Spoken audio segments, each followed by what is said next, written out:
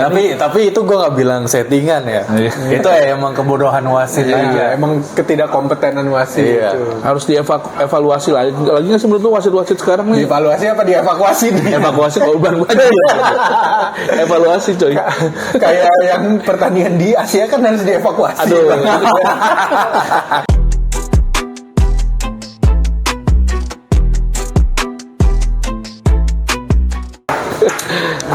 Halo Jack, balik lagi di podcast Gue Enak Jakarta.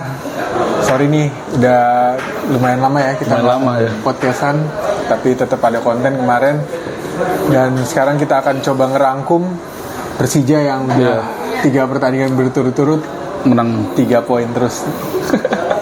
Gimana Vio? 2 away 1 home ya? 2 away 1 home. Kita mulai dari Bali dulu kali ya. Iya. Pas di Bali, jujur kita seharusnya ngebantai Bali. Ngebantai ya, itu kita peluangnya banyak banget dan untungnya jagoan gue Gustavo Almeida golin. Dan overall bagus banget sih mainnya lawan Bali. Kita seharusnya bisa bantai Bali, tapi lagi-lagi finishingnya pas lawan PSM. Nah pas lawan PSM tuh mulai biasa lagi.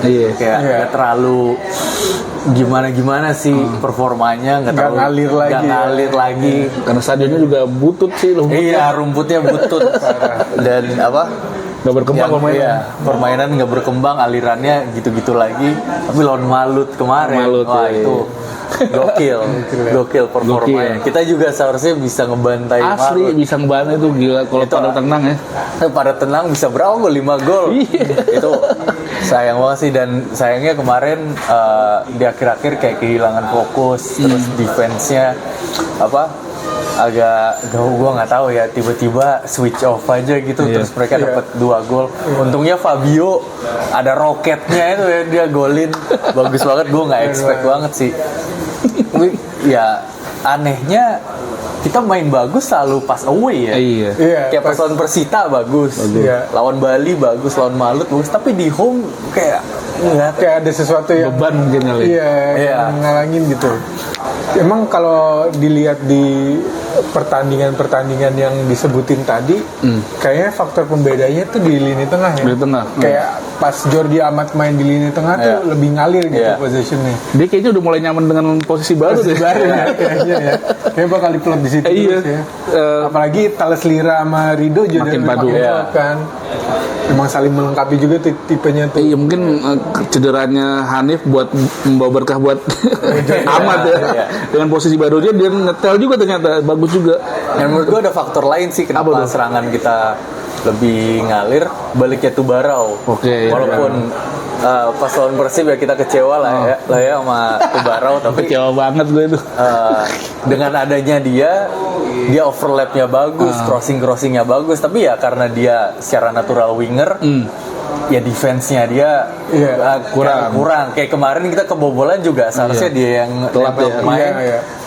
Ternyata kayak sama kayak pas lawan Persib kan, tapi kalau secara serang dia oke banget. Emang kalau posisi natural winger kayaknya pasti butuh waktu sih buat dia belajar defense 1 lawan 1 lagi ya kan, gimana nutupnya, gimana ketika bola masuk ke kotak penalti siapa marking siapa juga sebenarnya kiper juga ngaruh tuh, dia harus ngomong ke pemain-pemain yang lain kan siapa aja yang perlu dijaga. Nah, missnya di situ mungkin tuh. Menariknya 3 pertandingan menang ini di bawah Mister Andre Tani nih. Nah, gimana tuh menurut lu pada? Bagol dipercaya terus nih. Mungkin karena Mauricio pengen maksimalin pemain-pemain asing di posisi lain ya, kayak Aladin, dan memang terbukti Aladin akhirnya 2 gol kan. Dia nyetak di 2 pertandingan. Ya ini positif sih. Ya kalau gue ngeliat sih sebenarnya pemain asing kiper tuh nggak butuh banget sih, nggak krusial banget, nggak kayak di posisi lain gitu, misalnya bisa ngangkat performa tim secara keseluruhan. Tapi ya oke lah. Tapi kalau gue masih menurut gue masa-masa Andri tadi udah lewat. Ada performa dia 3 musim lalu, 2 musim lalu udah habis itu. Shot stoppingnya dia bagus banget, tapi kadang pengambilan keputusannya dia tuh ya bikin deg-degan aja, kayak dia emang udah bukan prima gitu. Apalagi kalau bola-bola atas kadang pengambilan keputusannya tuh ngaco banget. Kita tuh nggak tahu di otak Andri Tani tuh dia bakal ngapain.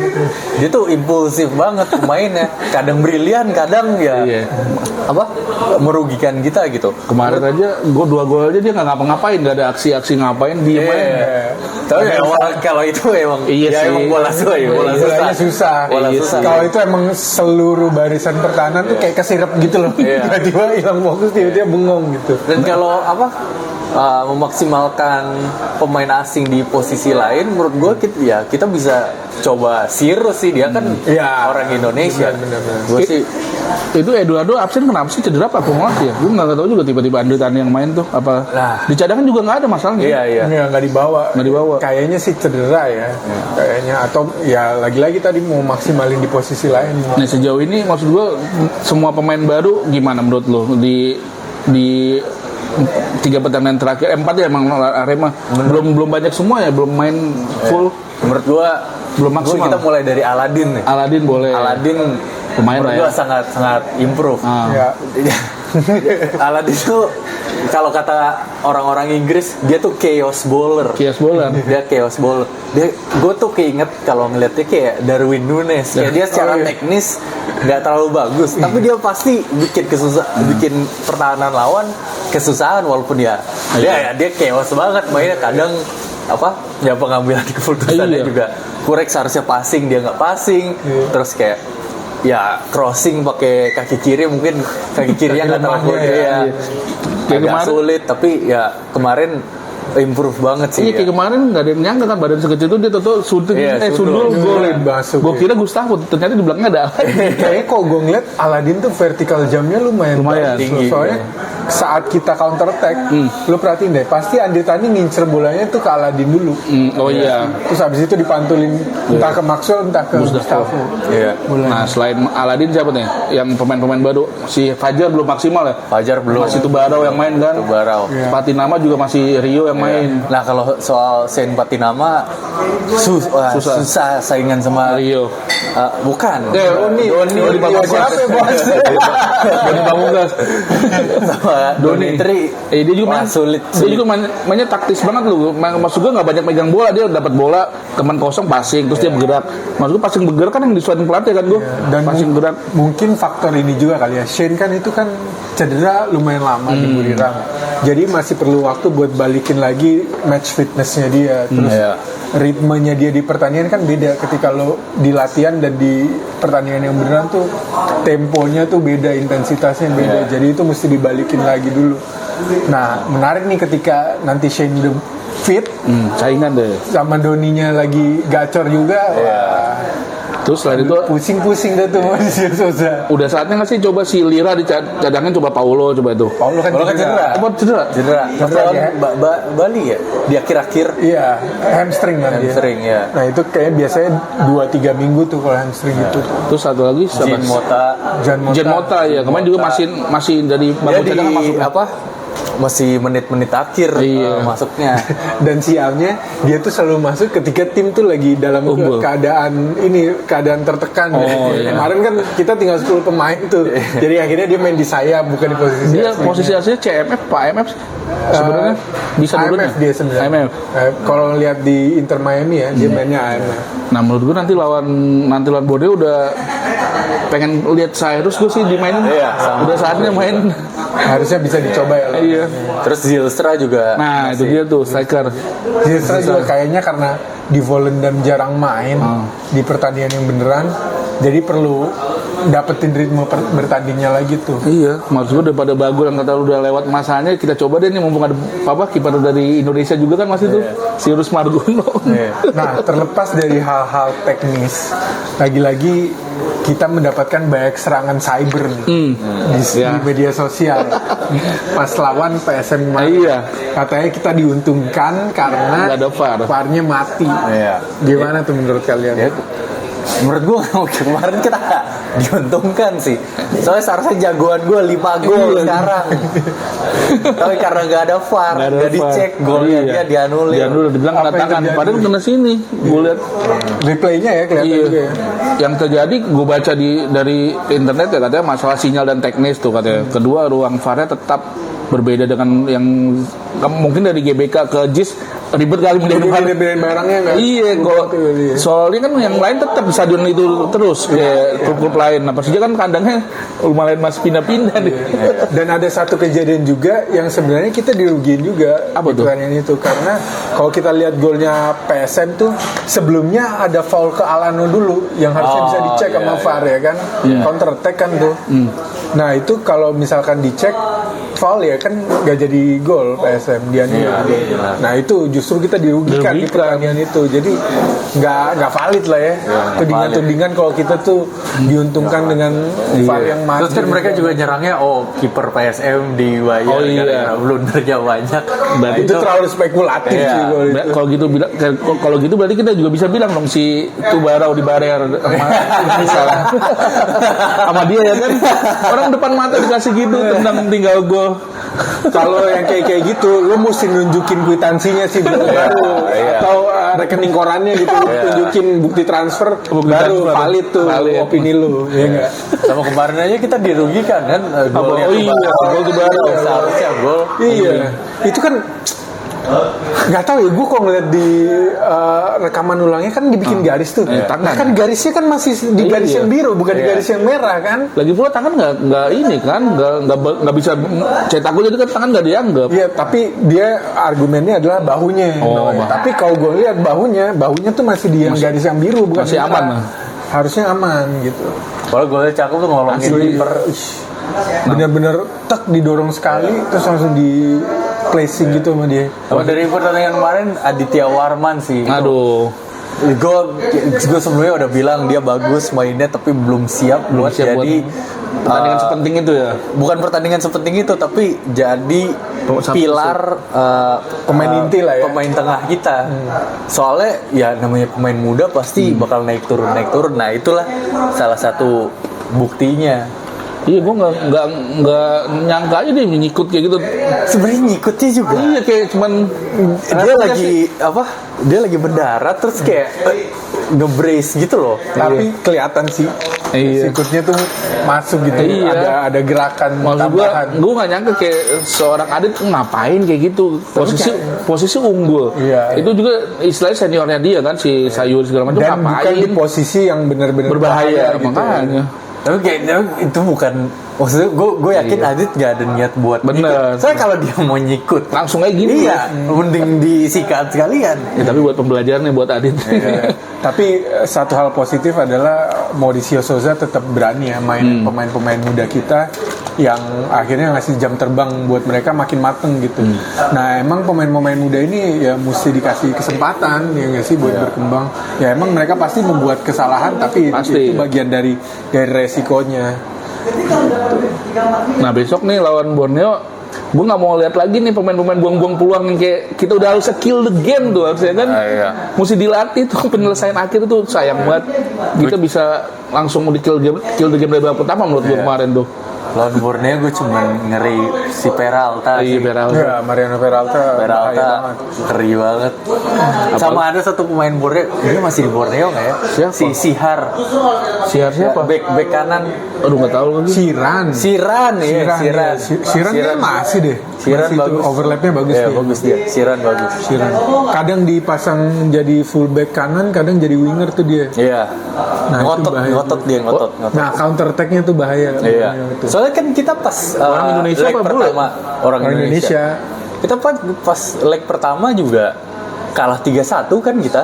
Itu gara-gara counter attack semua. Mereka main defensif terus tinggal nunggu counter aja dan kita kewalahan banget pas itu. Nah itu yang menarik di pertandingan lawan Malut kemarin, kita main away, kita nggak terlalu agresif tuh pressingnya. Kita lebih nunggu Malut di area pertahanan kita sendiri, baru kita yang counter attack. Beruntungnya kita unggul duluan menurut awal, jadi dia jadi kita mau nggak mau harus nyerang ya dia. Makanya beberapa kali dia cuma nyisain 2 back center itu yang Sayuri bersaudara kan udah pada maju tuh. Sisa 2 ini itu kesempatan banget buat golin tapi dibuang-buang peluang. Sama itu juga DDS sama Ciro itu udah dikantongin back kita sih, tapi ya di akhir bisa kecolongan aja. Dan ini benar-benar jadi problem di musim ini sih. Di sepertiga akhir pertahanan lawan tuh pengambilan keputusan yang selalu entah terlambat, entah salah keputusannya. Kayak apa ya, kalau bahasa Inggrisnya tuh pemain yang nerima bola tuh di final third tuh second guessing gitu loh. Iya, Kayak ragu-ragu gitu mau dribble sendiri atau passing. Kayak ya kalau Aladin nggak apa-apa lah karena dia baru datang, mungkin masih perlu adaptasi sama pemain-pemain lain. Tapi kayak Maxwell, Alano, Gustavo tuh juga masih kadang Alano kelamaan dribblingnya, hilang momentum. Iya. Maxwell pun begitu. Nah, Sama Gustavo juga gue merhatiin touch-nya udah nggak kayak 2 musim lalu. waktu di Arema ya. Iya, atau enggak dari musim lalu kan buset gacor banget kan dia. Sekarang dia nerima bola kasnya kemana-mana, terus passingnya kemana-mana ya, walaupun dia masih bisa kontribusi gol ya. Gue sih berharap dia bisa setengahnya double digit lah tahun ini golnya, tapi amin. terus ya gue berharapnya sih ini cuman kayak dia adaptasi lagi setelah cedera ya, tapi untuk sekarang agak ngawur sih touch-nya. Tapi Sering heavy touch gitu sih dia. setelah pertandingan kemarin kan pelatih pada bilang tuh kalau si Alano banyak yang mengkritik karena kebanyakan kartu kuning kan. Nah si pelatih bilang lu nggak sebanding mengkritik dia, tapi dia membuktikan kan 7 kali jadi man of the match. Harusnya nggak boleh kritik sebegitu tajam banget kayak gitu kan. Tapi dia juga dia ke Instagram bilang gue kena kartu kuning terus bawa warna kulit. Iya, rasis dia ya. bilang rasis. Menurut gue sih udah kayak ini sih. ya gue sih nggak ngelihat bukti kalau dia dirasisin atau ditargetin sama wasit ya.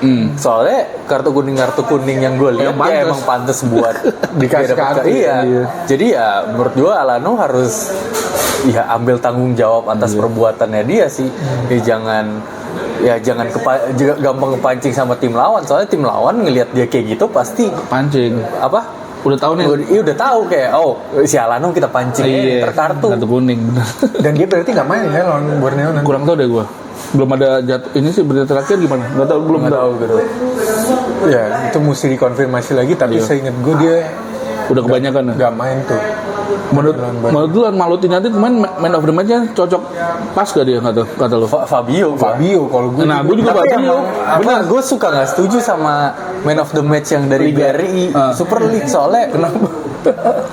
Alano yang paling kelihatan sih, tapi kayak ada tuh beberapa kali gue milih Adit man of the match. Banyak yang Jordi Amat sempat man of the match orang-orang. Fabio kenapa Alano mulu?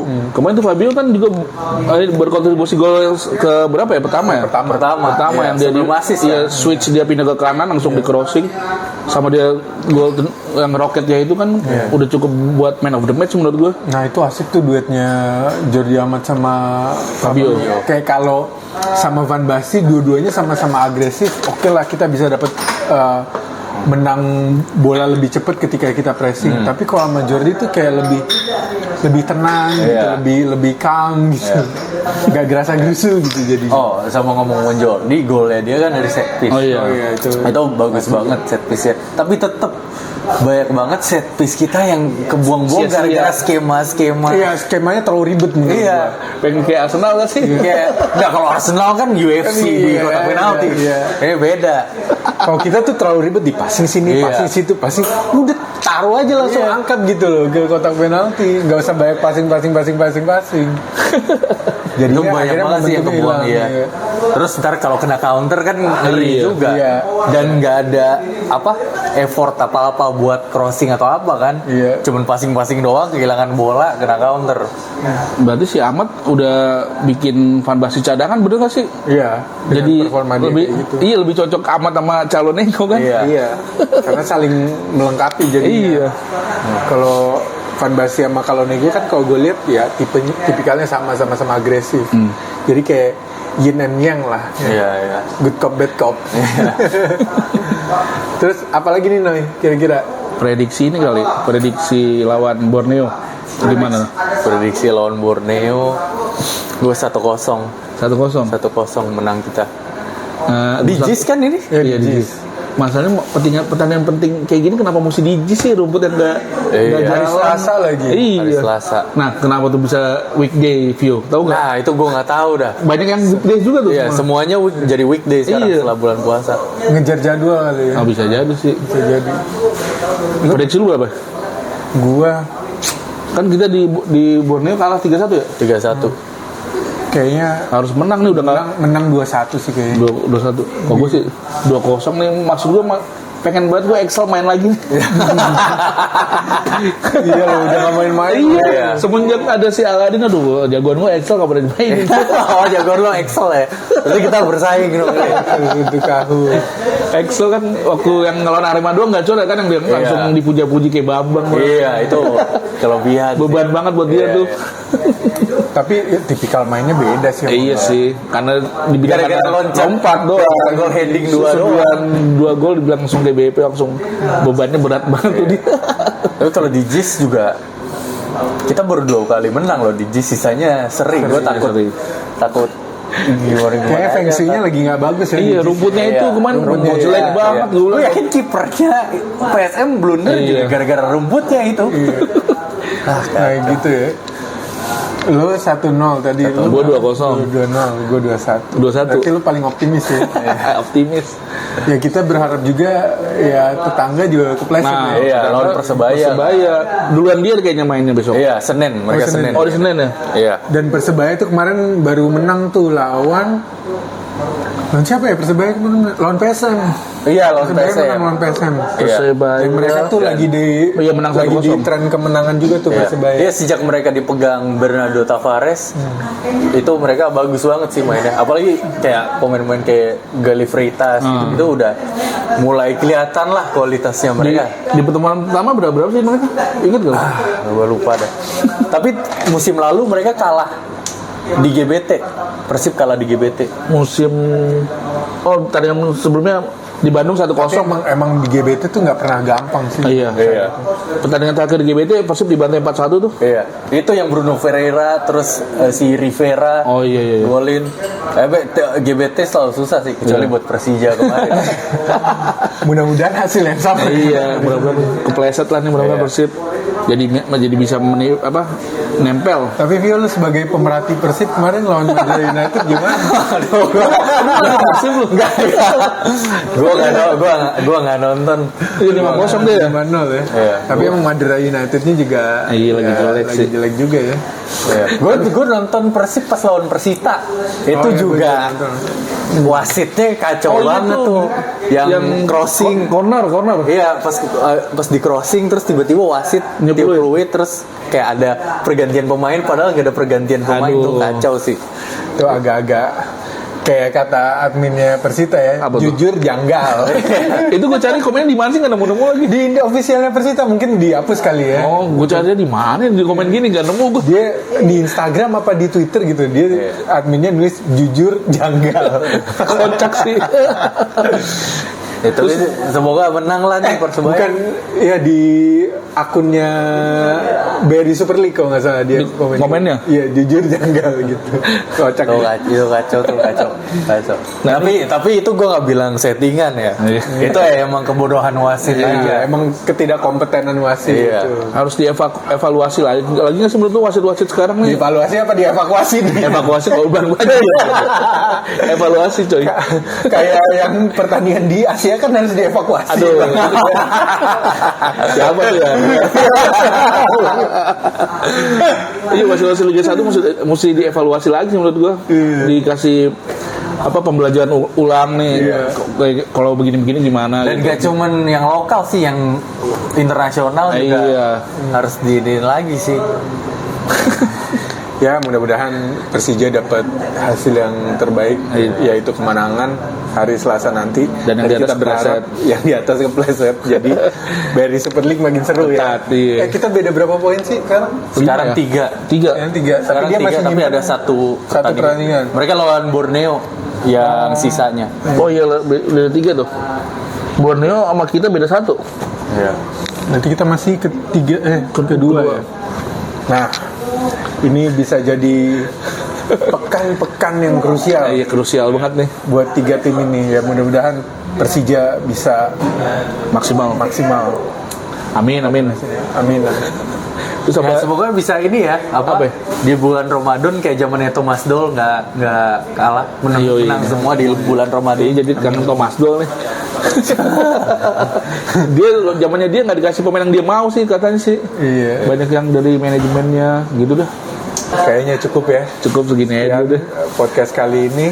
Jangan lupa tungguin terus konten-konten kita berikutnya di YouTube, di TikTok, di Instagram. Dan jangan lupa kalau menurut kalian gimana nih lawan Borneo? Prediksinya. Prediksinya gimana? Tulis ini deh. Di Tulis di komen. komentar. Oke. Oke. Sampai ketemu lagi di lain kesempatan. Gue anak Jakarta. Gue Dukung Persija.